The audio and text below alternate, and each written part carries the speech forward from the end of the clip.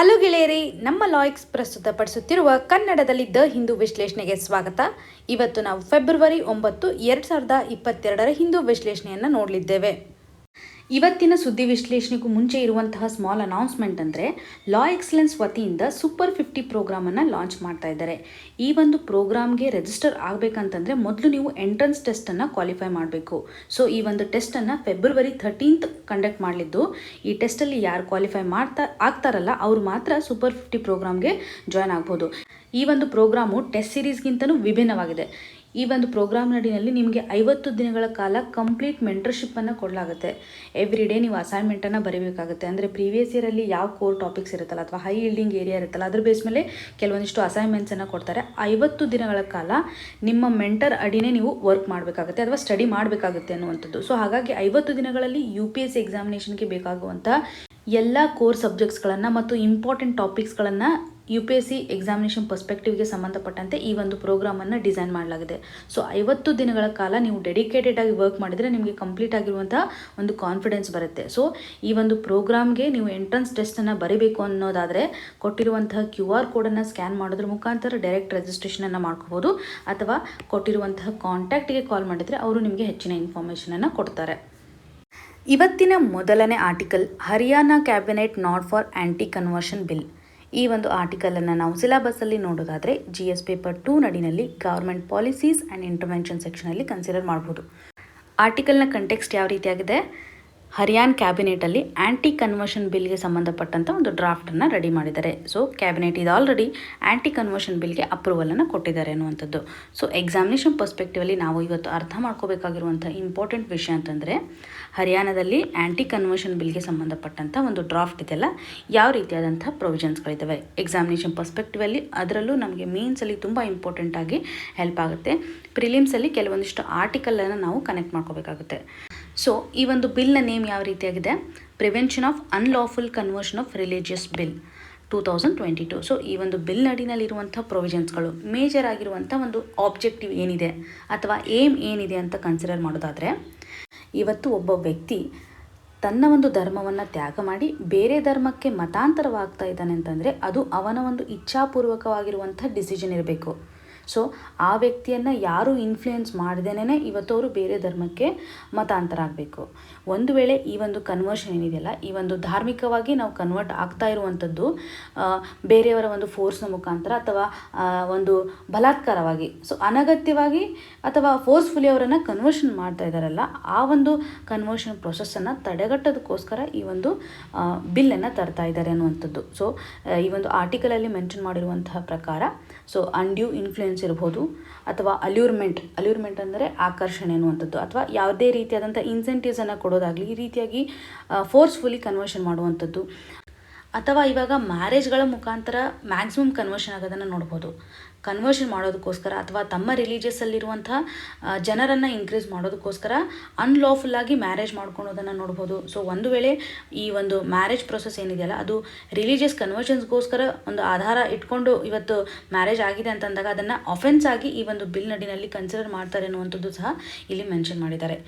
So ಈ ಒಂದು bill ನಡಿನಲ್ಲಿ ಒಬ್ಬ ವ್ಯಕ್ತಿ ತನ್ನ ಇಚ್ಛೆ ಇಲ್ಲದೆ ಬೇರೆ ಧರ್ಮಕ್ಕೆ ಮತಾಂತರ ಆಗೋದನ್ನು ತಡೆಗಟ್ಟೋದಕ್ಕೋಸ್ಕರ ಜಾರಿಗೆ ತರಲಾಗುತ್ತೆ ಅನ್ನೋದನ್ನು ನೋಡ್ಬೋದು. ಸೊ ಕಾನ್ಸ್ಟಿಟ್ಯೂಷನಲ್ಲಿ ಯಾವ ರೀತಿಯಾದಂಥ ರೀಸನ್ಸ್ಗಳನ್ನು ನಾವು ಕೊಡ್ಬೋದು. ಸೊ ಈ ಒಂದು ಬಿಲ್ನಿಂದ ಯಾವ ರೀತಿಯಾದಂಥ ರೀಸನ್ಸ್ ಅಥವಾ ಯಾಕಷ್ಟು ಇಂಪಾರ್ಟೆನ್ಸನ್ನು ತೋರಿಸುತ್ತೆ ಅನ್ನೋದನ್ನು ಆದರೆ ನಾವು ಕೆಲವೊಂದಿಷ್ಟು ಪಾಯಿಂಟ್ಸ್ಗಳನ್ನು, ಕಾನ್ಸ್ಟಿಟ್ಯೂಷನಲ್ ಸ್ಟೇಟಸ್ ಯಾವ ರೀತಿಯಾಗಿದೆ ಈ ಒಂದು ಕನ್ವರ್ಷನ್ಗೆ ಸಂಬಂಧಪಟ್ಟಂತೆ ಅಂದಾಗ, ನಮ್ಮ ಸಂವಿಧಾನದಲ್ಲಿ ಒಬ್ಬ ಇಂಡಿವಿಜುವಲ್ಗೆ ಬೇಸಿಕ್ ರೈಟ್ ಏನಿದೆ ಮತಾಂತರಗೊಳ್ಳುವ ವಿಷಯದಲ್ಲಿ, ಅಥವಾ ಯಾವುದೇ ಒಂದು ಧರ್ಮವನ್ನು ಇವತ್ತು ಫಾಲೋ ಮಾಡ್ತೀನಿ ಅಂತಂದಾಗ ಒಬ್ಬ ವ್ಯಕ್ತಿಗೆ ಯಾವ ರೀತಿಯಾದಂಥ ಇಂಡಿವಿಜುವಲ್ ರೈಟ್ ಇದೆ ಅಥವಾ ವ್ಯಕ್ತಿಗತ ರೈಟ್ಸ್ ಯಾವ ರೀತಿಯಾಗಿದೆ, ಅವನು ಯಾವುದೇ ಧರ್ಮವನ್ನು ಪ್ರೊಫೆಸ್ ಮಾಡೋದಾಗಲಿ, ಪ್ರಾಕ್ಟೀಸ್ ಮಾಡೋದಾಗಲಿ ಅಥವಾ ಪ್ರಮೋಟ್ ಮಾಡ್ಬೋದು, ಅದು ಇಂಡಿವಿಜುವಲ್ಗೆ ಸಂಬಂಧಪಟ್ಟಂಥ ರೈಟ್ ಅನ್ನುವಂಥದ್ದನ್ನು ನಾವು ಕಾನ್ಸ್ಟಿಟ್ಯೂಷನಲ್ಲಿ ನೋಡ್ತಾ ಇದ್ದೀವಿ.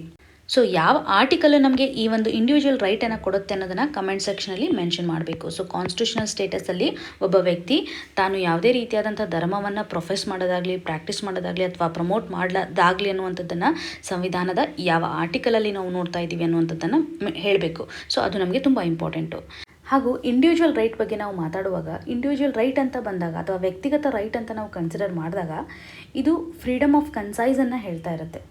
ಸೊ ಯಾವುದೇ ಒಬ್ಬ ವ್ಯಕ್ತಿ ತನ್ನ ಒಂದು ಆತ್ಮಸಾಕ್ಷಿಗೆ ಅನುಗುಣವಾಗಿ ಒಂದು ಧರ್ಮವನ್ನು ಪಾಲನೆ ಮಾಡುವಂಥದ್ದೇನಿದೆಯಲ್ಲ, ಇದು ನಾವು ಕಲೆಕ್ಟಿವ್ ರೈಟ್ ಅಂತ ಕನ್ಸಿಡರ್ ಮಾಡುವಂತಿಲ್ಲ. ಕಲೆಕ್ಟಿವ್ ಅಂತಂದಾಗ ಇವಾಗ ಒಂದು ಗ್ರೂಪ್ ಅಥವಾ ಯಾವುದೇ ಒಂದು ಸೊಸೈಟಿ ಇವತ್ತು ಡಿಸೈಡ್ ಮಾಡ್ತಾ ಇರುತ್ತೆ, ಅಥವಾ ಬೇರೆದವರು ಫೋರ್ಸ್ಫುಲಿ ಏನು ಕನ್ವರ್ಷನ್ ಮಾಡ್ತಾ ಇದ್ದಾರಲ್ಲ ಈ ಒಂದು ಕಂಟೆಕ್ಸ್ಟ್ ನಡಿನಲ್ಲಿ, ಅದನ್ನು ನಾವು ಕಲೆಕ್ಟಿವ್ ರೈಟ್ ಅಂತ ಹೇಳ್ಬೋದು. ಸೊ ಈ ಒಂದು ರಿಲಿಜಿಯಸ್ ಫ್ರೀಡಮ್ ಅಥವಾ ಧಾರ್ಮಿಕ ಹಕ್ಕು ಏನಿದೆಯಲ್ಲ, ಇದು ಪ್ರತಿಯೊಬ್ಬರಿಗೂ ಈಕ್ವಲ್ ಆಗಿರುತ್ತೆ. ಇವತ್ತು ಒಬ್ಬ ವ್ಯಕ್ತಿ ಕನ್ವರ್ಟ್ ಆಗ್ತಾ ಇದ್ದಾನೆ ಅಂದ್ಕೊಳ್ಳಿ, ಅಥವಾ ಒಬ್ಬ ವ್ಯಕ್ತಿ ಕನ್ವರ್ಟ್ ಆಗ್ತೀನಿ ಅನ್ನುವಂಥ ಒಂದು ಭಾವನೆ ಇಟ್ಕೊಂಡಿದ್ದಾನೆ ಅಂತ ಅಂದಾಗ ಎಲ್ಲರಿಗೂ ಸಹ ಸಮಾನ ರೀತಿಯಾದಂಥ ಹಕ್ಕು ಇರಬೇಕು. ಸೊ ರಿಲಿಜಿಯಸ್ ಫ್ರೀಡಮ್ ಅನ್ನುವಂಥದ್ದು ಅಥವಾ ರೈಟ್ ಟು ರಿಲಿಜಿಯಸ್ ಫ್ರೀಡಮ್ ಅನ್ನುವಂಥದ್ದು ಪ್ರತಿಯೊಬ್ಬರಿಗೂ ಈಕ್ವಲ್ ಆಗಿದೆ ಅನ್ನುವಂಥದ್ದನ್ನು ಇಲ್ಲಿ ಎಂಫಸೈಸ್ ಮಾಡಿದ್ದಾರೆ. ಇನ್ನು ಈ ಒಂದು ಕನ್ವರ್ಷನ್ಸ್ ಏನಿದೆಯಲ್ಲ, ಈ ಕನ್ವರ್ಷನ್ಸ್ ರೇಟನ್ನು ನಾವು ನೋಡಿದಾಗ ಅಥವಾ ಪಾಸ್ಟಲ್ಲಿ ಆಗಿರುವಂಥ ಒಂದು ಅಬ್ಸರ್ವೇಷನ್ ಆಧಾರದ ಮೇಲೆ ಮಾಸ್ ಲೆವೆಲಲ್ಲಿ ಇರ್ಬೋದು ಅಥವಾ ಇಂಡಿವಿಜುವಲ್ ಲೆವೆಲಲ್ಲಿ ಹಲವಾರು ಕನ್ವರ್ಷನ್ಸ್ಗಳಾಗಿದ್ದಾವೆ. ಸೊ ಈ ರೀತಿಯಾಗಿ ಧಾರ್ಮಿಕ ಮತಾಂತರಗೊಳ್ಳುವಿಕೆ ಅನ್ನುವಂಥದ್ದು ನಮ್ಮ ಸೋಷಿಯಲ್ ಆರ್ಗನೈಸೇಷನನ್ನು ಡಿಸ್ಟರ್ಬ್ ಮಾಡ್ತಾ ಇದೆ, ಹಾಗೂ ನಮ್ಮ ಸೆಕ್ಯುಲರ್ ಸ್ಟ್ರಕ್ಚರ್ನ ಇವತ್ತು ಡಿಸ್ಟರ್ಬ್ ಮಾಡ್ತಾ ಇದೆ. ಅಥವಾ ಈ ಒಂದು ಧಾರ್ಮಿಕ ಹಕ್ಕುಗಳಿಗೆ ಸಂಬಂಧಪಟ್ಟಂತೆ ನಮ್ಮ ಸಂವಿಧಾನದಲ್ಲಿ ಯಾವ ರೀತಿಯಾಗಿ ನಾವು ಸ್ಟೇಟಸನ್ನು ಕೊಟ್ಟಿದ್ದೀವಲ್ಲ, ಅದ್ರ ಮೇಲೆ ಇರುವಂಥ ಒಂದು ಫೇತನ್ನು ಇವತ್ತು ಕಡಿಮೆ ಮಾಡ್ತಾ ಇದೆ ಅನ್ನೋದನ್ನು ಸಹ ಇಲ್ಲಿ ಎಂಫಸೈಸ್ ಮಾಡ್ತಾರೆ. ಮೇಜರಾಗಿ ತಮ್ಮ ರಿಲಿಜನ್ನಲ್ಲಿರುವಂತಹ ಸ್ಟ್ರೆಂತನ್ನು ಇನ್ಕ್ರೀಸ್ ಮಾಡೋದಕ್ಕೋಸ್ಕರ ಮದುವೆಗಳ ಮುಖಾಂತರ ಇವತ್ತು ಹೆಚ್ಚಾಗಿ ಕನ್ವರ್ಷನನ್ನು ಮಾಡೋದನ್ನು ನೋಡ್ಬೋದು. ಸೊ ಇದೆಲ್ಲ ಪಾಸ್ಟಲ್ಲಿ ಇರುವಂಥ ಒಂದು ರೆಕಾರ್ಡ್ನ ಆಧಾರದ ಮೇಲೆ ಈ ಒಂದು ಬಿಲ್ಲನ್ನು ಇವತ್ತು ಕೈಗೆತ್ತಿಕೊಳ್ಳಲಾಗಿದೆ ಅನ್ನೋದನ್ನು ನಾವು ಇಲ್ಲಿ ಕನೆಕ್ಟ್ ಮಾಡ್ಕೋಬೋದು. ಹಾಗೂ ಈ ಒಂದು ಬಿಲ್ ನಡಿನಲ್ಲಿ ಪನಿಷ್ಮೆಂಟ್ ಆಸ್ಪೆಕ್ಟಿಗೆ ಸಂಬಂಧಪಟ್ಟಂತೆ ಒಂದು ವೇಳೆ ಫೋರ್ಸ್ಫುಲಿ ಒಬ್ಬ ಮೈನರ್ ಇರ್ಬೋದು ಅಥವಾ ವುಮನ್ ಇರ್ಬೋದು, SC ST ಈ ರೀತಿಯಾಗಿ ವಲ್ನರಬಲ್ ಸೆಕ್ಷನ್ ಪರ್ಸನ್ಗೆ ಇವತ್ತು ಕನ್ವರ್ಷನ್ ಮಾಡ್ತಾ ಇದ್ದಾರೆ ಫೋರ್ಸ್ಫುಲಿ ಅಂತಂದಾಗ ಪನಿಷ್ಮೆಂಟ್ ಏನಿರುತ್ತಲ್ಲ ಅದು ಮ್ಯಾಕ್ಸಿಮಮ್ ಇರುತ್ತೆ. ಗ್ರೇಟರ್ ಪನಿಷ್ಮೆಂಟ್ ಅನ್ನುವಂಥದ್ದನ್ನು ಇಲ್ಲಿ ಮೆನ್ಷನ್ ಮಾಡಿದ್ದಾರೆ. ಇಂಪಾರ್ಟೆಂಟ್ಲಿ ರಿಲಿಜಿಯಸ್ ಕನ್ವರ್ಷನ್ನ ಒಂದು ಇಂಟೆನ್ಷನ್ ಇಟ್ಕೊಂಡು ಮದುವೆ ಏನಾದರೂ ಆದಾಗ ಅದನ್ನು ಸಹ ನಲ್ ಆ್ಯಂಡ್ ವಾಯ್ಡ್ ಅಥವಾ ಕಾನೂನಾತ್ಮಕವಾಗಿ ಅದು ರಾಂಗ್ ಇದೆ ಅನ್ನೋದನ್ನು ಸಹ ಈ ಒಂದು ಪನಿಷ್ಮೆಂಟ್ ನಡಿನಲ್ಲಿ ಅಥವಾ ಈ ಒಂದು ಬಿಲ್ ನಡಿನಲ್ಲಿ ಡಿಕ್ಲೇರ್ ಮಾಡುವಂಥದ್ದನ್ನು ನಾವು ನೋಡ್ಬೋದು. ಸೊ ಒಟ್ಟಾರೆಯಾಗಿ ಈ ಒಂದು ಕನ್ವರ್ಷನ್ ಪ್ರೊಸೆಸ್ ಏನಿದೆಯಲ್ಲ, ಇವತ್ತು ಒಬ್ಬ ವ್ಯಕ್ತಿಗತ ರೈಟನ್ನು ಹಾಳು ಮಾಡ್ತಾ ಇದೆ ಅಥವಾ ಇಂಡಿವಿಜುವಲ್ ರೈಟನ್ನು ಸಹ ಡಿಸ್ಟರ್ಬ್ ಮಾಡ್ತಾ ಇದೆ, ಹಾಗೂ ನಮ್ಮ ಸೆಕ್ಯುಲರ್ ಫ್ಯಾಬ್ರಿಕನ್ನು ಸಹ ಇವತ್ತು ಡೈಲ್ಯೂಟ್ ಮಾಡ್ತಾ ಇದೆ ಅನ್ನುವಂಥದ್ದನ್ನು ನೋಡ್ಬೋದು. ಸೊ ನೀವು ಕಮೆಂಟ್ ಸೆಕ್ಷನಲ್ಲಿ 2 ರೀತಿಯಾದಂಥ ಆರ್ಟಿಕಲನ್ನು ಮೆನ್ಷನ್ ಮಾಡಬೇಕು. ಒಂದು, ಯಾವ ಆರ್ಟಿಕಲ್ಸ್ಗಳು ಇವತ್ತು ಸೆಕ್ಯುಲರ್ ಸ್ಟೇಟನ್ನು ರಿಫ್ಲೆಕ್ಟ್ ಮಾಡ್ತಾ ಇದೆ. ಸೊ ಸೆಕ್ಯುಲರ್ ಸ್ಟೇಟ್ ಅನ್ನುವಂತಹ ಅಥವಾ ಸೆಕ್ಯುಲರ್ ಅನ್ನುವಂಥ ಇಂಟೆನ್ಷನನ್ನು ರಿಫ್ಲೆಕ್ಟ್ ಮಾಡುವಂಥ ಆರ್ಟಿಕಲ್ಸ್ಗಳು ಯಾವ್ಯಾವಿದ್ದಾವೆ ಅನ್ನೋದನ್ನು ಕಮೆಂಟ್ ಸೆಕ್ಷನಲ್ಲಿ ಮೆನ್ಷನ್ ಮಾಡಬೇಕು. ಒಂದು. ಇನ್ನೊಂದು, basic right to profess, practice and promote his religion ಅನ್ನುವಂಥ ಆರ್ಟಿಕಲ್ ನಂಬರನ್ನು ಸಹ ನೀವು ಕಮೆಂಟ್ ಸೆಕ್ಷನಲ್ಲಿ ಮೆನ್ಷನ್ ಮಾಡಬೇಕು.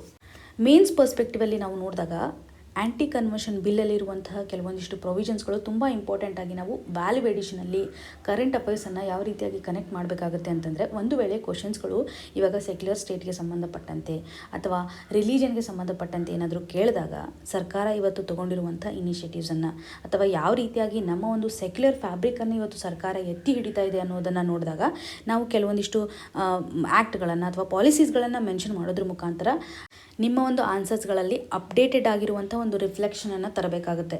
ಸೊ ಈ ನಿಟ್ಟಿನಲ್ಲಿ ಯಾವಾಗಲೂ ನಾವು ಕರೆಂಟ್ ಅಫೇರ್ಸಲ್ಲಿ ಬಂದಿರುವಂತಹ ಇಂಪಾರ್ಟೆಂಟ್ ಥಿಂಗ್ಸ್ಗಳನ್ನು ನಮ್ಮ ಸ್ಟ್ರಾಟಜಿಗೆ ಕನೆಕ್ಟ್ ಮಾಡ್ತಾ ಹೋಗಬೇಕು. ಸೊ ಇವಾಗ ನಾವು ಸೆಕ್ಯುಲರ್ಗೆ ಸಂಬಂಧಪಟ್ಟಂಥ ಮೇನ್ಸ್ ಆನ್ಸರನ್ನು ರೆಡಿ ಮಾಡ್ಕೊಂಡಿರ್ತೀವಿ ಅಥವಾ ಮೇನ್ಸ್ ಕಾನ್ಸೆಪ್ಟ್ಗಳನ್ನು ಬರ್ಕೊಂಡಿರ್ತೀವಿ. ಆ ಒಂದು ಕಾನ್ಸೆಪ್ಟ್ ನಡಿನಲ್ಲಿ ಇವಾಗ ನೀವು ಅಪ್ಡೇಟೆಡನ್ನು ಮಾಡ್ತಾ ಹೋಗಬೇಕು. ಸೊ ಯಾವ ರೀತಿಯಾಗಿ ಆ್ಯಂಟಿ ಕನ್ವರ್ಷನ್ ಬಿಲ್ ಹೆಲ್ಪ್ ಆಗುತ್ತೆ ನಮ್ಮ ಸೊಸೈಟಿಗೆ ಅಥವಾ ನಮ್ಮ ಸೆಕ್ಯುಲರ್ ಸ್ಟ್ರಕ್ಚರ್ಗೆ ಯಾವ ರೀತಿಯಾದಂಥ ಸ್ಟ್ರೆಂತನ್ನು ಕೊಡುತ್ತೆ ಅನ್ನೋದನ್ನು ನೀವು ಒಂದು ಡೈಮೆನ್ಷನ್ ಆಗಿ ಕನ್ಸಿಡರ್ ಮಾಡ್ಬೋದಾಗಿದೆ. ಇನ್ನು ಮುಂದಿನ article, rating firms have double standards.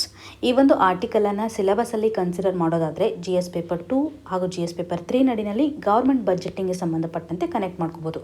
So ಇವಾಗ ಈ ಒಂದು ಆರ್ಟಿಕಲಿಂದ ನಾವು ಯಾವ ರೀತಿಯಾದಂಥ ಪಾಯಿಂಟ್ಸ್ಗಳನ್ನು ಇವತ್ತು ಸ್ಟಡಿ ಮಾಡಬೇಕು, ಎಕ್ಸಾಮಿನೇಷನ್ ಪರ್ಸ್ಪೆಕ್ಟಿವಲ್ಲಿ ಏನನ್ನು ನಾವು ಸ್ಟಡಿ ಮಾಡಬೇಕು ಅಂತ ಕನೆಕ್ಟ್ ಮಾಡ್ಕೊಳ್ಳೋದಾದರೆ, ಗ್ಲೋಬಲ್ ರೇಟಿಂಗ್ ಏಜೆನ್ಸಿಗಳು ಇವತ್ತು ಭಾರತದ ಎಕಾನಮಿಗೆ ಅಥವಾ ಭಾರತದ ಆರ್ಥಿಕತೆ ಸಿಸ್ಟಮ್ಗೆ 2 ರೀತಿಯಾದಂತಹ ಸ್ಟೇಟ್ಮೆಂಟನ್ನು ಕೊಟ್ಟಿದ್ದಾರೆ.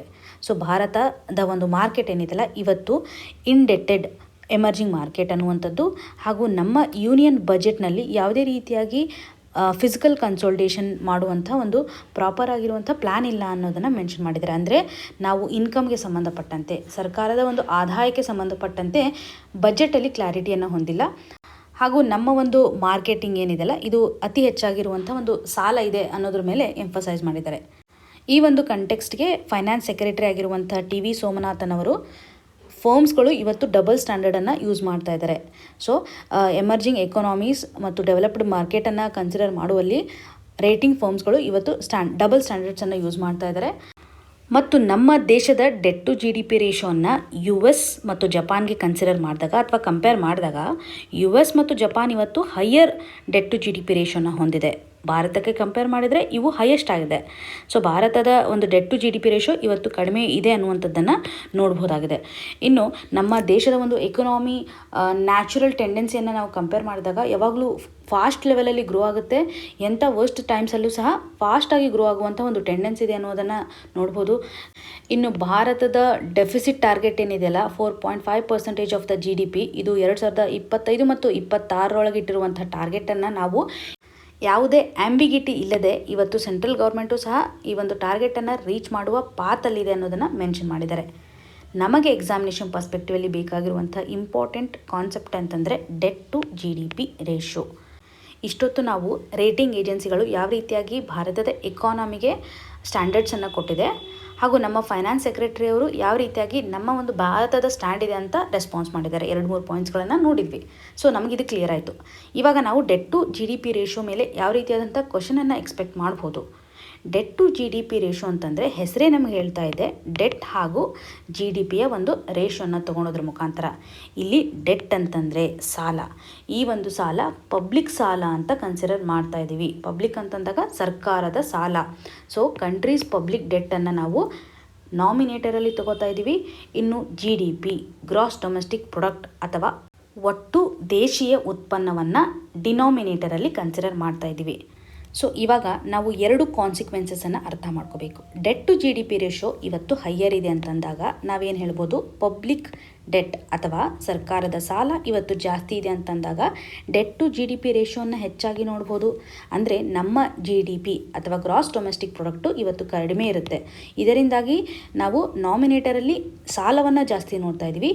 ಹಾಗಾಗಿ ಡೆಟ್ ಟು GDP ರೇಷೋ ಇವತ್ತು ಹೆಚ್ಚು ನೋಡ್ಬೋದು. ಇವಾಗ debt to GDP ratio higher ಆಗಿದೆ ಅಂತಂದಾಗ ಸರ್ಕಾರದ ಸಾಲ ಇವತ್ತು ಜಾಸ್ತಿ ಆಗಿದೆ. ತೆಗೆದುಕೊಂಡಿರುವಂಥ ಒಂದು ಸಾಲವನ್ನು ವಾಪಸ್ ಪೇ ಮಾಡೋದ್ರಲ್ಲಿ ಎಬಿಲಿಟಿಯನ್ನು ಹೊಂದಿಲ್ಲ ಅನ್ನೋದನ್ನು ನಾವು ನೋಡ್ಬೋದು. ಸೊ ಹೈಯರ್ GDP ರೇಷೋ ಅಂತಂದಾಗ ಒಂದು ಕಂಟ್ರಿ ರೀಪೇ ಮಾಡುವಂಥ ಒಂದು ಕೆಪಾಸಿಟಿ ಅಥವಾ ಎಬಿಲಿಟಿ ಕಡಿಮೆ ಆಗುತ್ತೆ ಅನ್ನೋದನ್ನು ನಾವು ಇಲ್ಲಿ ಕನೆಕ್ಟ್ ಮಾಡ್ಕೋಬೇಕಾಗುತ್ತೆ. So debt to GDP ratio ಇವತ್ತು ಹೈಯರ್ ಇದ್ದಾಗ ಸಾಲವನ್ನು ಪೇ ಬ್ಯಾಕ್ ಮಾಡುವಂಥ ಒಂದು ಎಬಿಲಿಟಿ ಇವತ್ತು ಕಡಿಮೆ ಇರುತ್ತೆ.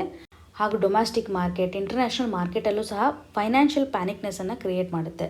ಸಾಲ ಜಾಸ್ತಿ ಇದೆ ಅಂದಾಗ ಯಾರು ಇನ್ವೆಸ್ಟ್ ಮಾಡ್ತಾರೆ, ಟ್ರಸ್ಟೇ ಹೋಗಿಬಿಡುತ್ತೆ ಇಲ್ಲಿ. ಸೊ ಹಾಗಾಗಿ ಡೆಟ್ ಟು GDP ರೇಷೋನೇ ಇದೆಯಲ್ಲ, ಒಂದು ಕಂಟ್ರಿಗೆ ಕಡಿಮೆ ಇದ್ದಷ್ಟು ಲಾಭ ಜಾಸ್ತಿ ಇರುತ್ತೆ ಅನ್ನುವಂಥದ್ದು. So debt to GDP ratio ಇವತ್ತು ಕಡಿಮೆ ಇದೆ ಅಂತಂದಾಗ ಗ್ರಾಸ್ ಡೊಮೆಸ್ಟಿಕ್ ಪ್ರಾಡಕ್ಟ್ ಇವತ್ತು ಇನ್ಕ್ರೀಸ್ ಆಗಿರುತ್ತೆ. ಸೊ ಡಿನಾಮಿನೇಟರ್ ಹೈಯೆಸ್ಟ್ ಇದ್ದಾಗ ಮಾತ್ರ ನಾವು ಟೋಟಲ್ ಆಗಿರುವಂತಹ ಡೆಟ್ ಟು GDP ರೇಷೋನ ನಾವು ಕಡಿಮೆ ನೋಡ್ಬೋದಾಗಿದೆ. ಸೊ ಗ್ರಾಸ್ ಡೊಮೆಸ್ಟಿಕ್ ಪ್ರಾಡಕ್ಟ್ ಇವತ್ತು ಜಾಸ್ತಿ ಇದೆ ಅಂತಂದರೆ ಭಾರತದಲ್ಲಿ ಎಕನಾಮಿಕ್ ಆ್ಯಕ್ಟಿವಿಟೀಸ್ ಜಾಸ್ತಿ ಆಗಿರುತ್ತೆ. ಈ ಒಂದು ಕಂಡೀಷನಲ್ಲಿ ಸರ್ಕಾರ ಸಾಲವನ್ನು ಕಡಿಮೆ ಮಾಡ್ತಾ ಇರುತ್ತೆ. ಸಾಲ ಕಡಿಮೆ ಇರುತ್ತೆ, ಇನ್ಕಮ್ ಜಾಸ್ತಿ ಬರ್ತಾ ಇರುತ್ತೆ. ಈ ಕಂಡೀಷನಲ್ಲಿ ನಾವು ಎಕನಾಮಿಕಲಿ ಚೆನ್ನಾಗಿದ್ದೇವೆ ಅನ್ನೋದನ್ನು ಮಾರ್ಕೆಟಲ್ಲಿ ಒಂದು ಗುಡ್ ಕಾನ್ಫಿಡೆನ್ಸನ್ನು ಅಥವಾ ಟ್ರಸ್ಟನ್ನು ಡೊಮೆಸ್ಟಿಕ್ ಇನ್ವೆಸ್ಟರ್ ಇರ್ಬೋದು ಅಥವಾ ಇಂಟರ್ನ್ಯಾಷನಲ್ ಇನ್ವೆಸ್ಟರಲ್ಲಿ ಬಿಲ್ಡ್ ಮಾಡುತ್ತೆ. So debt to GDP ratio ಯಾವಾಗಲೂ ಕಡಿಮೆ ಇದ್ದಷ್ಟು ಒಂದು ಕಂಟ್ರಿಗೆ ಹೆಲ್ಪ್ ಆಗುತ್ತೆ ಅನ್ನೋದನ್ನು ನಾವು ಇಲ್ಲಿ ಕನೆಕ್ಟ್ ಮಾಡ್ಕೋಬೇಕಾಗುತ್ತೆ. So debt to GDP ratio higher ಇದ್ದಾಗ ಎಕನಾಮಿಗೆ ಯಾವ ರೀತಿಯಾದಂಥ ಇಂಪ್ಯಾಕ್ಟ್ ಆಗ್ಬೋದು ಅಥವಾ ಲೋಯರ್ ಇದ್ದಾಗ ಎಕನಾಮಿಗೆ ಯಾವ ರೀತಿಯಾಗಿ ಹೆಲ್ಪ್ ಆಗುತ್ತೆ ಅನ್ನೋದ್ರ ಬಗ್ಗೆ ಕ್ಲಾರಿಟಿಯನ್ನು ಹೊಂದಬೇಕು. ಎಕ್ಸಾಮಿನೇಷನ್ ಪರ್ಸ್ಪೆಕ್ಟಿವಲ್ಲಿ ನಮಗೆ ಬಹುಮುಖ್ಯವಾಗಿ ಹೆಲ್ಪ್ ಆಗುತ್ತೆ. ಸೊ ಇಲ್ಲಿ ನಿಮಗೆ ಒಂದು ಕ್ವಶನನ್ನು ರೈಸ್ ಮಾಡೋದಾದರೆ, ಫಿಸಿಕಲ್ ಡೆಫಿಸಿಟ್ ಅಂದರೆ ಏನು, ಅದರ ಡೆಫಿನೇಷನ್ ಏನಿದೆ ಅನ್ನೋದನ್ನು ಕಮೆಂಟ್ ಸೆಕ್ಷನಲ್ಲಿ ಮೆನ್ಷನ್ ಮಾಡಿ. ಇನ್ನು ಮುಂದಿನ article, panel questions budget quota for MG NREGA. ಈ ಒಂದು ಆರ್ಟಿಕಲನ್ನು ನಾವು ಸಿಲೆಬಸಲ್ಲಿ ಕನೆಕ್ಟ್ ಮಾಡೋದಾದರೆ GS ಪೇಪರ್ 2 ನಡಿನಲ್ಲಿ ಗೌರ್ಮೆಂಟ್ ಪಾಲಿಸೀಸ್ ಆ್ಯಂಡ್ ಇಂಟರ್ವೆನ್ಷನ್ ಹಾಗೂ GS ಪೇಪರ್ 3 ನಡಿನಲ್ಲಿ ಡೆವಲಪ್ಮೆಂಟ್ ರಿಲೇಟೆಡ್ ಇಶ್ಯೂಸ್ ನಡಿನಲ್ಲಿ ಕನೆಕ್ಟ್ ಮಾಡ್ಕೋಬೋದು.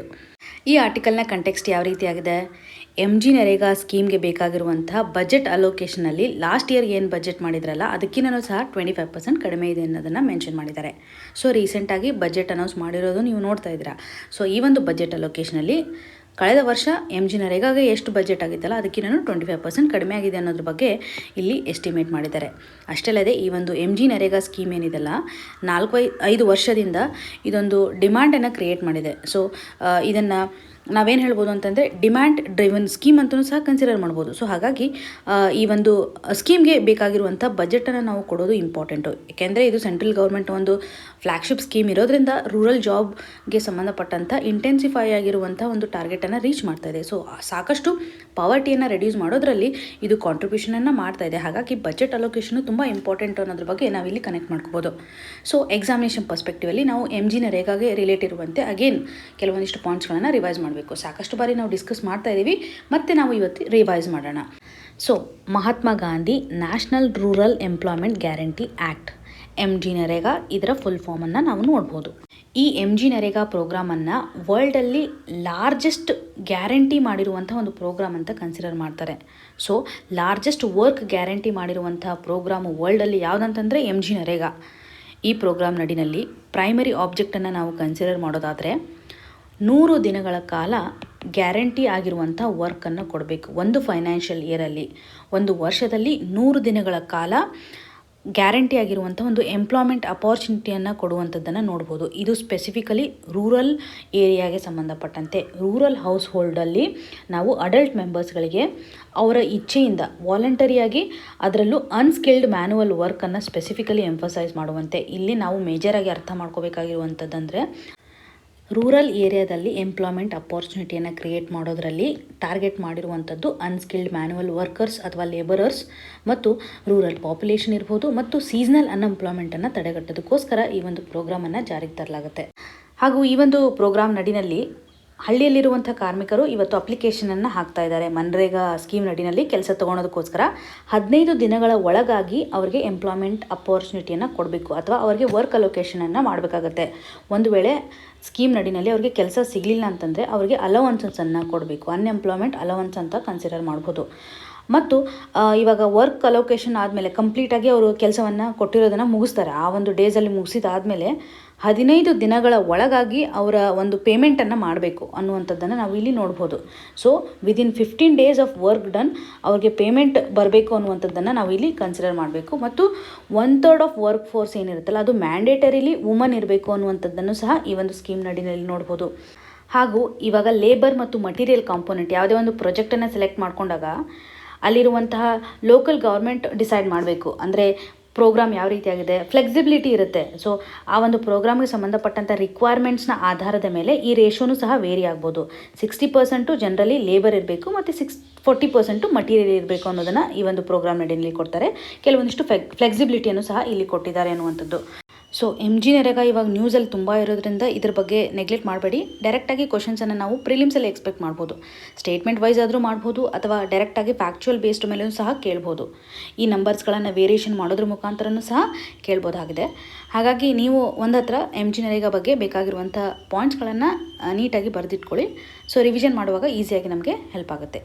ಇನ್ನು ಮುಂದಿನ ಆರ್ಟಿಕಲ್ ಸೆಟಪ್ ಅಗ್ರಿ ಸ್ಪೆಂಡಿಂಗ್ ಬೂಸ್ಟ್ ಫಾರ್ಮ್ ಇನ್ಕಮ್ಸ್. ಈ ಒಂದು ಆರ್ಟಿಕಲನ್ನು ನಾವು ಸಿಲೆಬಸ್ಸಲ್ಲಿ ಕನೆಕ್ಟ್ ಮಾಡೋದಾದರೆ GS ಪೇಪರ್ 3 ನಡಿನಲ್ಲಿ ಅಗ್ರಿಕಲ್ಚರ್ಗೆ ಸಂಬಂಧಪಟ್ಟಂತೆ ಕನೆಕ್ಟ್ ಮಾಡ್ಕೋಬೋದು. ಈ ಒಂದು ಆರ್ಟಿಕಲ್ಲು ಸಹ ನಮಗೆ ಅಗೇನ್ 2022ರ ಬಜೆಟ್ನಲ್ಲಿ ಅಲೋಕೇಶನ್ನ ಆಧಾರದ ಮೇಲೆ ನಾವು ಅಗ್ರಿಕಲ್ಚರ್ ಸೆಕ್ಟರಲ್ಲಿ ಮ್ಯಾಕ್ಸಿಮಮ್ ಇನ್ವೆಸ್ಟ್ಮೆಂಟನ್ನು ಮಾಡಬೇಕು. ಯಾವ ರೀತಿಯಾಗಿ ಇದು ಕಂಟ್ರಿ GDPಗೆ ಕಾಂಟ್ರಿಬ್ಯೂಷನ್ ಮಾಡುತ್ತೆ ಅನ್ನೋದ್ರ ಮೇಲೆ, ಹಾಗೂ ಬೇರೆ ಒಂದು ಕಂಟ್ರಿಗಳಲ್ಲಿ ಅಥವಾ ಏಷ್ಯಾದಲ್ಲಿರುವಂಥ ಕಂಟ್ರೀಸ್ಗಳ ಒಂದು ಗ್ರೋತನ್ನು ಸಹ ಕಂಪ್ಯಾರಿಸನ್ ಮಾಡಿದ್ದಾರೆ. ಇಂಟರ್ನ್ಯಾಷನಲ್ ಲೆವೆಲಲ್ಲಿ AOI ಅಗ್ರಿಕಲ್ಚರ್ ಓರಿಯೆಂಟೇಷನ್ ಇಂಡೆಕ್ಸ್ನಲ್ಲಿ ಭಾರತದ ಒಂದು ಪಾಯಿಂಟಿಂಗ್ ಯಾವ ರೀತಿಯಾಗಿ ಕೊಟ್ಟಿದ್ದಾರೆ, ಏನು ಇಂಪಾರ್ಟೆಂಟು ಅನ್ನೋದ್ರ ಬಗ್ಗೆ ಹೋಲಿಸ್ಟಿಕ್ಕಾಗಿ ಕವರ್ ಮಾಡಿದ್ದಾರೆ. ಸೊ ಈ ಒಂದು ಇಶ್ಯೂವನ್ನು ನಾವು ಕಂಪ್ಲೀಟಾಗಿ ಅಡ್ರೆಸ್ ಮಾಡೋದಾದರೆ ಎಕ್ಸಾಮಿನೇಷನ್ ಪರ್ಸ್ಪೆಕ್ಟಿವಲ್ಲಿ, ಅದರಲ್ಲೂ ನಾವು ಮೇನ್ಸ್ ಪರ್ಸ್ಪೆಕ್ಟಿವಲ್ಲಿ ಈ ಒಂದು ಆರ್ಟಿಕಲಲ್ಲಿ ಇರುವಂಥ ಡೈಮೆನ್ಷನ್ಸನ್ನು ಕನೆಕ್ಟ್ ಮಾಡ್ಕೋಬೇಕಾಗುತ್ತೆ. ಸೊ ಫಸ್ಟ್ ಪಾಯಿಂಟಲ್ಲಿ ಅಗ್ರಿಕಲ್ಚರ್ ಓರಿಯೆಂಟೇಷನ್ ಇಂಡೆಕ್ಸ್.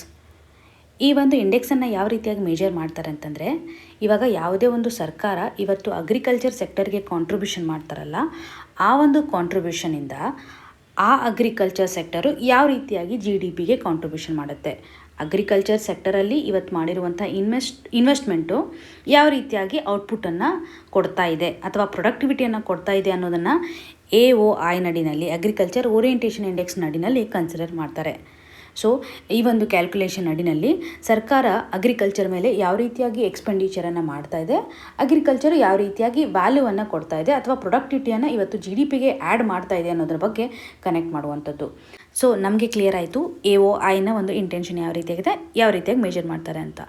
ಇದನ್ನು ಯಾವ ರೀತಿಯಾಗಿ ರೆಡಿ ಮಾಡಲಾಗುತ್ತೆ ಅಥವಾ ಯಾವ ಇಂಟೆನ್ಷನ್ ಇಟ್ಕೊಂಡು ಅಂತಂದರೆ, ಇವಾಗ ನಾವು ಸಸ್ಟೈನೇಬಲ್ ಡೆವಲಪ್ಮೆಂಟ್ ಗೋಲ್ 2030 ನೋಡ್ತೀವಲ್ಲ, ಇದರಲ್ಲಿ ಗೋಲ್ 2 ನಡಿನಲ್ಲಿ ಝೀರೋ ಹಂಗರನ್ನು ನೋಡ್ತೀವಿ. ಸೊ ಈ ಒಂದು ಝೀರೋ ಹಂಗರ್ನ ಪಾರ್ಟ್ ಆಗಿ ಇವತ್ತು ನಾವು AOIಯನ್ನು ನೋಡ್ತಾ ಇರುವಂಥದ್ದು ಅಥವಾ ಇಂಡೆಕ್ಸನ್ನು ಕನ್ಸಿಡರ್ ಮಾಡುವಂಥದ್ದು.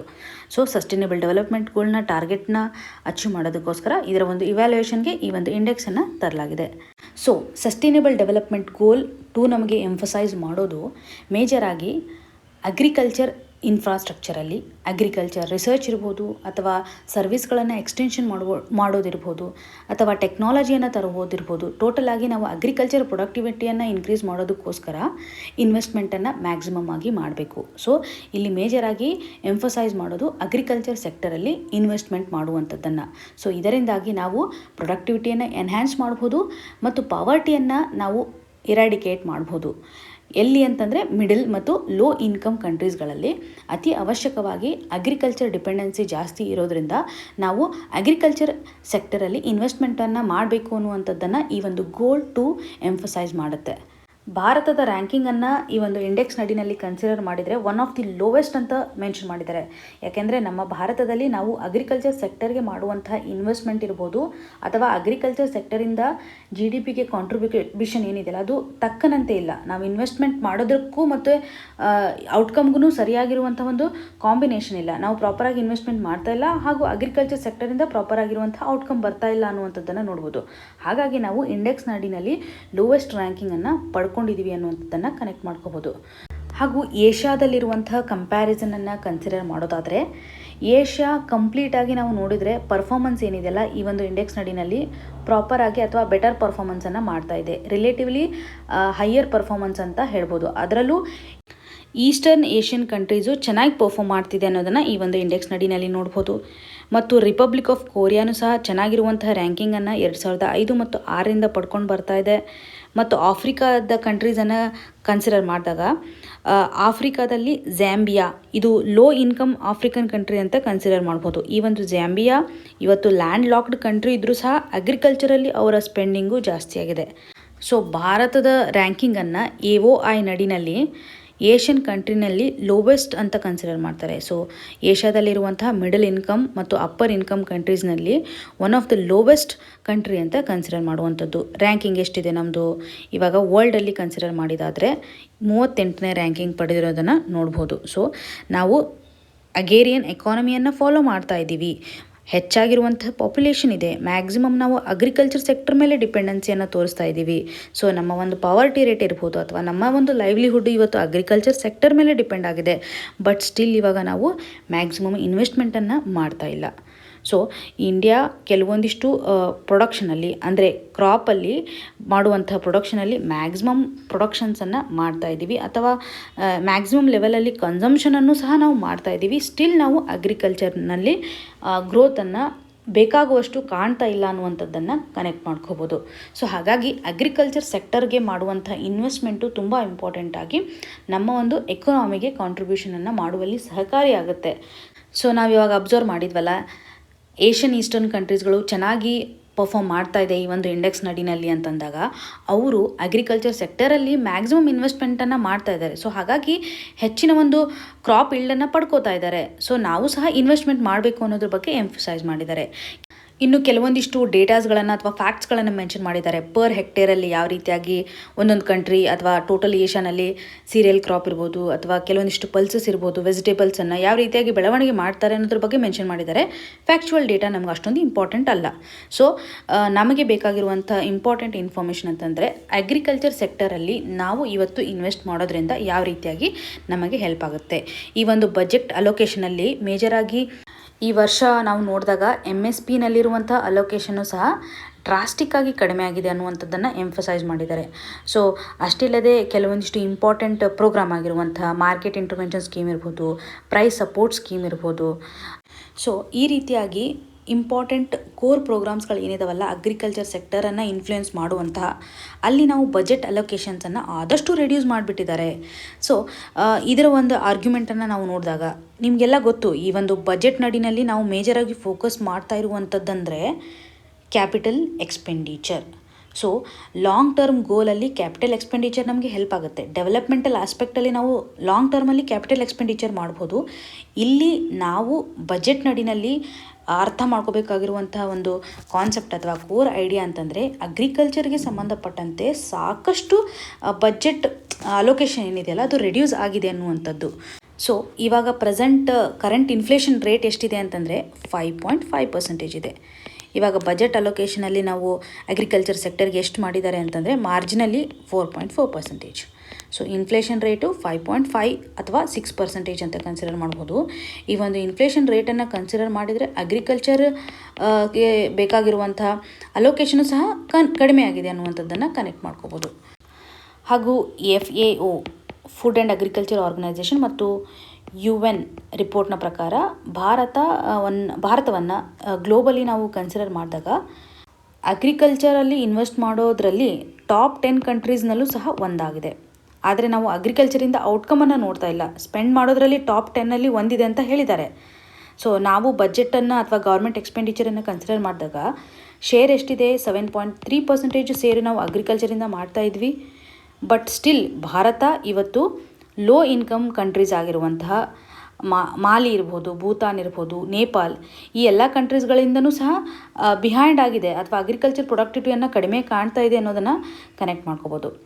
ಈ ಒಂದು ಇನ್ವೆಸ್ಟ್ಮೆಂಟ್ ಅಥವಾ ಅಗ್ರಿಕಲ್ಚರ್ ಎಕ್ಸ್ಪೆಂಡಿಚರ್ ಏನಿದೆಯಲ್ಲ ನಾವು ಮ್ಯಾಕ್ಸಿಮಮ್ ಆಗಿ ಪ್ರಧಾನ ಮಂತ್ರಿ ಕಿಸಾನ್ ಸಮ್ಮಾನ ನಿಧಿ ಇರ್ಬೋದು ಅಥವಾ ಪ್ರಧಾನ ಮಂತ್ರಿ ಕಿಸಾನ್ ಮನ್ಧನ್ ಯೋಜನಾ ಇರ್ಬೋದು, ಈ ರೀತಿಯಾಗಿ ಪ್ರೋಗ್ರಾಮಲ್ಲಿ ಇನ್ವೆಸ್ಟ್ಮೆಂಟ್ ಮಾಡ್ತಾ ಇದ್ದೀವಲ್ಲ, ಇದು ನಮಗೆ ಲಾಂಗ್ ರನ್ನಲ್ಲಿ ಬೆನಿಫಿಟನ್ನು ಕೊಡ್ತಾ ಇಲ್ಲ. ಸೊ ಅಸೆಟ್ಟನ್ನು ಜನ್ರೇಟ್ ಮಾಡ್ತಾ ಇಲ್ಲ ಅನ್ನುವಂಥದ್ದನ್ನು ಸಹ ಮೆನ್ಷನ್ ಮಾಡಿದ್ದಾರೆ. ಇಲ್ಲಿ ಭಾರತ ಮ್ಯಾಕ್ಸಿಮಮ್ ಆಗಿ ಇನ್ವೆಸ್ಟ್ ಮಾಡಿದರೂ ಸಹ ಸರಿಯಾಗಿರುವಂಥ ಪ್ರೊಡಕ್ಟಿವಿಟಿಯನ್ನು ಹೊಂದಿಲ್ಲ ಅನ್ನೋದನ್ನು FAO ಮತ್ತು UN ಅವರ ರಿಪೋರ್ಟ್ ನಮಗೆ ಹೇಳ್ತಾ ಇದೆ. ಹಾಗೂ ಅಗ್ರಿಕಲ್ಚರ್ ಓರಿಯೆಂಟೇಷನ್ ಇಂಡೆಕ್ಸ್ ನಡಿನಲ್ಲಿ ಭಾರತ ಒಂದು ಲೋವೆಸ್ಟ್ ಕಂಟ್ರಿ ಅಂತ, ಅಂದರೆ ಇಂಡೆಕ್ಸ್ ಏನಿದೆಯಲ್ಲ ಅದು ಲೋವೆಸ್ಟ್ ಅಂತ ಮೆನ್ಷನ್ ಮಾಡ್ತಾ ಇದ್ದಾರೆ. ಸೊ ಒಟ್ಟಾರೆಯಾಗಿ ನಾವು ವೇ ಫಾರ್ವರ್ಡ್ ನಡಿನಲ್ಲಿ ಅಥವಾ ಯಾವ ರೀತಿಯಾದಂತಹ ಸೊಲ್ಯೂಷನ್ ಅಥವಾ ಕನ್ಕ್ಲೂಷನ್ಗೆ ಬರ್ಬೋದು. ಭಾರತ ಇವಾಗ ಅಥವಾ ಸರ್ಕಾರ ಇವತ್ತೇನು ಮಾಡಬೇಕು, ಅಗ್ರಿಕಲ್ಚರ್ ಸೆಕ್ಟರಲ್ಲಿ ಮಾಡುವಂಥ ಒಂದು ಸ್ಪೆಂಡಿಂಗನ್ನು ಇಂಟೆನ್ಸಿಫೈ ಮಾಡಬೇಕು. ಇದರಿಂದ ಭಾರತದ ಒಂದು ಗ್ಲೋಬಲ್ ಲೆವೆಲಲ್ಲಿರುವಂತಹ ಟಾರ್ಗೆಟ್ ಏನಿರುತ್ತಲ್ಲ, ಹೈಯರ್ ಅಗ್ರಿಕಲ್ಚರ್ ಗ್ರೋತ್ ಅಥವಾ ಫಾರ್ಮರ್ ಇನ್ಕಮನ್ನು ಈ ಒಂದು ಸಸ್ಟೈನಬಲ್ ಡೆವಲಪ್ಮೆಂಟ್ ಗೋಲ್ ನಡಿನಲ್ಲಿ ಅಚೀವ್ ಮಾಡೋದಕ್ಕೋಸ್ಕರ ಹೆಲ್ಪ್ ಆಗುತ್ತೆ ಅನ್ನುವಂಥದ್ದು. ಹಾಗೂ ನ್ಯಾಷನಲ್ ಕಮಿಷನ್ ಆನ್ ಫಾರ್ಮರ್ ಇವರು ಸಜೆಷನ್ ಮಾಡಿರುವಂಥ ಪ್ರಕಾರ ಇವಾಗ ಅಗ್ರಿಕಲ್ಚರ್ ಡೆವಲಪ್ಮೆಂಟ್ ನಡಿನಲ್ಲಿ ನಾವು ಇರಿಗೇಷನ್ ಫೆಸಿಲಿಟೀಸನ್ನು ಪ್ರೊವೈಡ್ ಮಾಡುವಂಥದ್ದು, ಅರ್ಬನ್ ಇನ್ಫ್ರಾಸ್ಟ್ರಕ್ಚರನ್ನು ಇಂಟೆನ್ಸಿಫೈ ಮಾಡುವಂಥದ್ದು, ಜೊತೆಗೆ ನ್ಯಾಷನಲ್ ಹೈವೇಸ್ಗಳನ್ನು ಡೆವಲಪ್ಮೆಂಟ್ ಮಾಡೋದ್ರ ಮುಖಾಂತರ ಅಗ್ರಿಕಲ್ಚರ್ ಪ್ರಾಡಕ್ಟ್ಗೆ ಬೇಕಾಗಿರುವಂತಹ ರೂರಲ್ ಟ್ರಾನ್ಸ್ಪೋರ್ಟೇಷನ್ ಫೆಸಿಲಿಟೀಸನ್ನು ಪ್ರೊವೈಡ್ ಮಾಡೋದ್ರ ಮುಖಾಂತರ ಅಥವಾ ರೂರಲ್ ಇನ್ಫ್ರಾಸ್ಟ್ರಕ್ಚರನ್ನು ಪ್ರೊವೈಡ್ ಮಾಡೋದ್ರ ಮೂಲಕ ಮಾರ್ಕೆಟ್ಗೂ ಮತ್ತು ಪ್ರೊಡಕ್ಷನ್ ಯೂನಿಟ್ಗೂ ಕನೆಕ್ಟಿವಿಟಿಯನ್ನು ಬಿಲ್ಡ್ ಮಾಡ್ದಂಗೆ ಆಗುತ್ತೆ. ಇದರಿಂದ ಮಾರ್ಕೆಟಲ್ಲಿ ಸಹ ಪ್ರಾಪರ್ ಆಗಿರುವಂಥ ಒಂದು ಚೈನ್ ನಡೀತಾ ಇರುತ್ತೆ. ಸೊ ಅಗ್ರಿಕಲ್ಚರ್ ಪ್ರೊಸೆಸಿಂಗ್ ಯೂನಿಟ್ಗಳು ಪ್ರಾಪರ್ ಆಗಿರುವಂಥ ವರ್ಕಿಂಗ್ ಕಂಡೀಷನಲ್ಲಿ ಬರುತ್ತೆ. ಇದರಿಂದ ನಾವು ಅಗ್ರಿಕಲ್ಚರಿಂದ ಬರುವಂಥ ಪ್ರೊಡಕ್ಟಿವಿಟಿಯನ್ನು ಎನ್ಶೂರ್ ಮಾಡ್ಬೋದು. ಸೊ ಇಲ್ಲಿ ಕ್ರೂಷಿಯಲಿ ನಾವು ಫಾರ್ಮರ್ಗಳ ಒಂದು ಮಾರ್ಕೆಟನ್ನು ಎನ್ಹ್ಯಾನ್ಸ್ ಮಾಡೋದು ಇಂಪಾರ್ಟೆಂಟ್ ಆಗಿರುವಂಥ ಒಂದು ಪ್ರೋಗ್ರಾಮ್. ಸೊ ಇದರಲ್ಲಿ ನಾವು ಸ್ಮಾಲ್ ಹಾಗೂ ಮಾರ್ಜಿನಲ್ ಫಾರ್ಮರ್ಸ್ಗಳನ್ನು ಟಾರ್ಗೆಟ್ ಮಾಡೋದ್ರಲ್ಲಿ ಮೇಜರಾಗಿ ನಾವು ಅಗ್ರಿಕಲ್ಚರ್ ಫಾರ್ಮರ್ಸ್ಗಳಿಗೆ ಮಾರ್ಕೆಟ್ ಎಕ್ಸಸ್ ಇರುವಂತಹ ಒಂದು ಎಕೋಸಿಸ್ಟಮನ್ನು ಕ್ರಿಯೇಟ್ ಮಾಡಬೇಕು. ಸೊ ಇದರಿಂದ ಸಪ್ಲೈ ಚಾನಲೇ ಆಗುವಂಥ ಒಂದು ರೆವಲ್ಯೂಷನ್ನು ಇವತ್ತು ಅಗ್ರಿಕಲ್ಚರ್ ಸೆಕ್ಟರಿಂದ ಮೇಜರ್ ಆಗಿರುವಂತಹ ವ್ಯಾಲ್ಯೂವನ್ನು ತರುತ್ತೆ ಅಥವಾ GDPಗೆ ಮ್ಯಾಕ್ಸಿಮಮ್ ಆಗಿರುವಂಥ ಒಂದು ಕಾಂಟ್ರಿಬ್ಯೂಷನನ್ನು ಮಾಡುತ್ತೆ ಅನ್ನೋದನ್ನು ಒಂದು 3 ಪಾಯಿಂಟ್ಸ್ಗಳನ್ನು ನಾವು ಕನ್ಸಿಡರ್ ಮಾಡಬಹುದು ಈ ಒಂದು ಆರ್ಟಿಕಲಿಂದ. ಕಳೆದ ನ್ಯೂಸ್ ಅನಾಲಿಸಿಸ್ನಲ್ಲಿ ಒಂದು ಇನ್ಫ್ಲೇಷನರಿಗೆ ಸಂಬಂಧಪಟ್ಟಂತೆ ಕ್ವಶನನ್ನು ಮೆನ್ಷನ್ ಮಾಡಲಾಗಿತ್ತು. ಇದು ಪ್ರೀವಿಯಸ್ ಇಯರಿಂದನೇ ಸೆಲೆಕ್ಟ್ ಮಾಡ್ಕೊಂಡಿರೋದು. ಇನ್ಫ್ಲೇಷನ್ ಟಾಪಿಕ್ಕು ತುಂಬ ಇಂಪಾರ್ಟೆಂಟು, UPSC ಫೇವ್ರೆಟ್ ಟಾಪಿಕ್ ಆಗಿದೆ. ಹಾಗಾಗಿ ಯಾವ ರೀತಿಯ ಕ್ವಶನ್ಸ್ ಕೇಳ್ತಾರೆ ಅಥವಾ ಇನ್ಫ್ಲೇಷನ್ಗೆ ಸಂಬಂಧಪಟ್ಟಂತೆ ಕೇಳಿರೋದನ್ನು ನೋಡಿದರೆ ನಮಗೆ ಯಾವ ರೀತಿಯಾಗಿ ಅದನ್ನ ಅರ್ಥ ಮಾಡ್ಕೋಬೇಕು ಅನ್ನೋದು ಈಸಿಯಾಗಿ ಗೊತ್ತಾಗುತ್ತೆ. ಸೊ ಈ ಒಂದು ಕ್ವಶನ್ಗೆ ಸರಿಯಾದ ಆನ್ಸರನ್ನು ನಾವು ಯಾವ ರೀತಿಯಾಗಿ ಫೈಂಡ್ ಮಾಡ್ಬೋದು, ಕೊಟ್ಟಿರುವಂತಹ ಸ್ಟೇಟ್ಮೆಂಟ್ಗಳಲ್ಲಿ ಎಲ್ಲ ಸ್ಟೇಟ್ಮೆಂಟು ಸಹ ಇನ್ಫ್ಲೇಷನರಿ ಸಿಚುವೇಷನನ್ನು ಕ್ರಿಯೇಟ್ ಮಾಡ್ತಾ ಇದೆ. ಆದರೆ ಕರೆಕ್ಟ್ ಆನ್ಸರ್ ಯಾವ ರೀತಿಯಾಗಿ ಕೇಳಿದ್ದಾರೆ, ಕ್ವಶನಲ್ಲಿ ಮೋಸ್ಟ್ ಇನ್ಫ್ಲೇಷನರಿ ಎಫೆಕ್ಟ್ ಅಂತ ಮೆನ್ಷನ್ ಮಾಡಿದ್ದಾರೆ. ಸೊ ಮೊದಲು ನಿಮಗೆ ಇಲ್ಲಿ ಗೊತ್ತಾಗಬೇಕಾಗಿರುವಂಥ ಕಾನ್ಸೆಪ್ಟ್ ಅಂತಂದರೆ ಇನ್ಫ್ಲೇಷನ್ ಅಂದರೆ ಏನು ಅಂತ ಗೊತ್ತಿರಬೇಕು. ಅಂದರೆ ಈ ಒಂದು ಕ್ವಶನ್ಗೆ ಸರಿಯಾದ ಆನ್ಸರನ್ನು ನೀವು ಮಾಡ್ಬೋದು. ಸೊ ಇನ್ಫ್ಲೇಷನ್ ಅಂತಂದರೆ ಏನು? ಇವತ್ತು ಸರಕು ಮತ್ತು ಸೇವೆಗಳ ಬೆಲೆ ಇನ್ಕ್ರೀಸ್ ಆಗುವಂಥದ್ದು. ಸೊ ಇದನ್ನು ಹಣದುಬ್ಬರ ಅಂತ ಕರಿತೀವಿ ಅಥವಾ ಬೆಲೆಗಳ ಏರಿಕೆ. ಇದು ಕನ್ನಡದಲ್ಲಿ ನಾವು ಅರ್ಥ ಮಾಡ್ಕೊಂಡ್ವಲ್ಲ. ಸೊ ಗೂಡ್ಸು ಅಥವಾ ಸರ್ವಿಸ್ಗಳ ಪ್ರೈಸು ಇನ್ಕ್ರೀಸ್ ಆಗ್ತಾ ಇದೆ, ಪ್ರೈಸ್ ರೈಸ್. ಸೊ ಇಷ್ಟು ನಿಮಗೆ ಕ್ಲಿಯರ್ ಇರಲಿ. ಸೊ ಯಾವ ಸಿಚುವೇಷನಲ್ಲಿ ಇನ್ಫ್ಲೇಷನ್ ಆಗ್ಬೋದು? ಇವಾಗ ಇವರು ಮನಿ ಸಪ್ಲೈ ಬಗ್ಗೆ ಮಾತಾಡ್ತಿದ್ದಾರಲ್ಲ, ಮನಿ ಸಪ್ಲೈಯಿಂದ ಯಾವ ರೀತಿಯಾಗಿ ಇನ್ಫ್ಲೇಷನ್ ಆಗ್ಬೋದು ಅಂತಂದರೆ, ಇವಾಗ ಪಬ್ಲಿಕಲ್ಲಿ ಜಾಸ್ತಿ ಮನಿ ಇದೆ ಅಂತ ಅಂದ್ಕೊಳ್ಳಿ, ಅಥವಾ ನನ್ನ ಹತ್ರ ಜಾಸ್ತಿ ಮನಿ ಇದೆ ಅಂತಂದಾಗ ನಾನು ಯಾವುದೇ ಒಂದು ಕಮೋಡಿಟಿ ಬೇಕಂತಂದಾಗ ಹಿಂದೆ ಮುಂದೆ ನೋಡ್ದೇ ಅದನ್ನು ಪರ್ಚೇಸ್ ಮಾಡ್ತೀನಿ. ಮ್ಯಾಕ್ಸಿಮಮ್ ಮನಿ ಇದ್ದಾಗ ನಾನು ಜಾಸ್ತಿನೇ ಕೊಟ್ಟಾದರೂ ಸಹ ಅದನ್ನು ತೊಗೋತೀನಿ. ಈ ಒಂದು ಸಂದರ್ಭದಲ್ಲಿ ಆ ಒಂದು ಸರಕುವಿನ ಮೇಲೆ ಡಿಮ್ಯಾಂಡ್ ಜಾಸ್ತಿ ಆಗುತ್ತೆ, ಪ್ರೈಸ್ ಜಾಸ್ತಿ ಆಗ್ತಾ ಹೋಗುತ್ತೆ. ಸೊ ಆಟೋಮೆಟಿಕಲಿ ಮನಿ ಸಪ್ಲೈ ಇದ್ದರೆ ಮಾರ್ಕೆಟಲ್ಲಿ ಇನ್ಫ್ಲೇಷನ್ ಕ್ರಿಯೇಟ್ ಮಾಡ್ಬೋದು, ಅಥವಾ ಒಂದು ಸ್ಪೆಸಿಫಿಕ್ ಗೂಡ್ನ ಒಂದು ಡಿಮ್ಯಾಂಡನ್ನು ಕ್ರಿಯೇಟ್ ಮಾಡುವಂಥದ್ದು.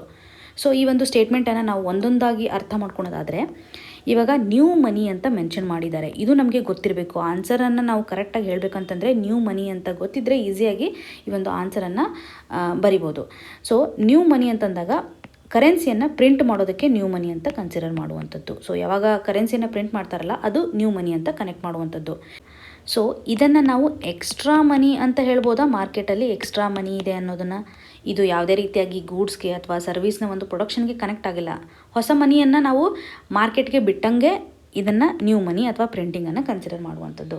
ಒಂದು ಪಾಯಿಂಟು ನಿಮಗೆ ಕ್ಲಿಯರ್ ಇರಲಿ. ಸೊ ಇದು ಸಹ ಇನ್ಫ್ಲೇಷನನ್ನು ಕ್ರಿಯೇಟ್ ಮಾಡುತ್ತೆ. ಕೊಟ್ಟಿರುವಂಥ ಎಲ್ಲ ಸ್ಟೇಟ್ಮೆಂಟ್ಗಳು ಸಹ ಇನ್ಫ್ಲೇಷನ್ ಕ್ರಿಯೇಟ್ ಮಾಡುತ್ತೆ. ಇನ್ನು ಸೆಕೆಂಡ್ ಮತ್ತು ಥರ್ಡ್ ಪಾಯಿಂಟಲ್ಲಿ ಸರ್ಕಾರ ಡೆಫಿಸಿಟನ್ನು ಫೈನಾನ್ಸಿಂಗ್ ಮಾಡ್ತಾ ಇದೆ. ಸೊ ಎರಡೂ ಸಿಚುವೇಷನಲ್ಲೂ ಇನ್ಫ್ಲೇಷನ್ ಆಗುತ್ತೆ.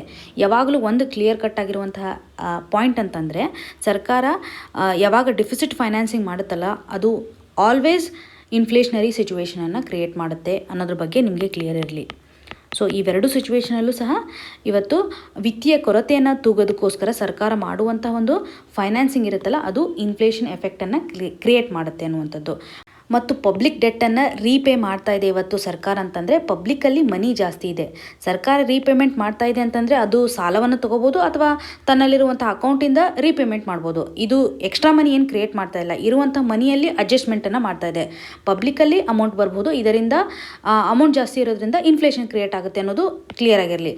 ಸೊ ಈ 3 ಪಾಯಿಂಟ್ಸ್ಗಳನ್ನು ನಾವು ಕನ್ಸಿಡರ್ ಮಾಡಿದಾಗ ಇವಾಗ ಇರುವಂತಹ ಗೂಡ್ಸು ಮತ್ತು ಸರ್ವಿಸ್ ಏನಿದೆಯಲ್ಲ ಇದಕ್ಕೂ ಮತ್ತು ಮನಿ ಇರುವಂತಹ ಮನಿ ಸಪ್ಲೈಗೂ ಈಕ್ವಲ್ ಆಗಿರುವಂಥ ಒಂದು ಸಿಚುವೇಶನ್ ಇದೆ. ಸೊ ಆಲ್ಮೋಸ್ಟ್ ಬ್ಯಾಲೆನ್ಸ್ಡ್ ಆಗಿರುವಂಥ ಒಂದು ಕಂಡೀಷನನ್ನು ನಾವು ನೋಡ್ಬೋದು. ಆದರೆ 4 ಪಾಯಿಂಟಲ್ಲಿ ಎಕ್ಸ್ಟ್ರಾ ಮನಿ ಮಾರ್ಕೆಟಿಗೆ ಬರೋದನ್ನು ನೋಡ್ತಾ ಇದ್ದೀವಿ. ಇದು ಯಾವುದೇ ರೀತಿಯಾಗಿ ಗೂಡ್ಸ್ ಅಥವಾ ಸರ್ವಿಸ್ಗೆ ಇನ್ಕ್ರೀಸ್ ಮಾಡುವಂತೆ ಲಿಂಕನ್ನು ತೋರಿಸ್ತಾ ಇಲ್ಲ. ಸೊ ಎಕ್ಸ್ಟ್ರಾ ಮನಿ ಏನಿದೆಯಲ್ಲ ಇದು ಮ್ಯಾಕ್ಸಿಮಮ್ ಇನ್ಫ್ಲೇಷನನ್ನು ಕ್ರಿಯೇಟ್ ಮಾಡ್ಬೋದು. ಹಾಗಾಗಿ ಡಿ ಆನ್ಸರು ನಿಮಗೆ ಸರಿಯಾದ ಉತ್ತರ. ಇವತ್ತಿನ question of the day section ಅಡಿನಲ್ಲಿ ಪ್ರೀವಿಯಸ್ ಇಯರಲ್ಲಿ ಕೇಳಿರುವಂತಹ ಗವರ್ನರ್ ಅವರ ಡಿಸ್ಕ್ರಿಷನರಿ ಪವರ್ ಮೇಲೆ ಕೇಳಿದರೆ ಇದಕ್ಕೆ ಸರಿಯಾದ ಉತ್ತರವನ್ನು ನೀವು ಕಮೆಂಟ್ ಸೆಕ್ಷನಲ್ಲಿ ಮೆನ್ಷನ್ ಮಾಡಬೇಕು. ಇವತ್ತು ಡಿಸ್ಕಸ್ ಮಾಡಿರುವಂತಹ ಎಲ್ಲ ಆರ್ಟಿಕಲ್ಗಳು ನಿಮಗೆ ನೀಟಾಗಿ ಅರ್ಥ ಆಗಿದೆ ಅಂತ ಭಾವಿಸ್ತಾ ಇದ್ದೀನಿ. ನಿಮ್ಗೇನೇ ಕನ್ಸರ್ನ್ ಇದ್ರೂ ಸಹ ಕಮೆಂಟ್ ಸೆಕ್ಷನಲ್ಲಿ ಮೆನ್ಷನ್ ಮಾಡಿ ಅಂತ ಹೇಳ್ತಾ ಆಲ್ ದ ವೆರಿ ಬೆಸ್ಟ್. ಧನ್ಯವಾದಗಳು.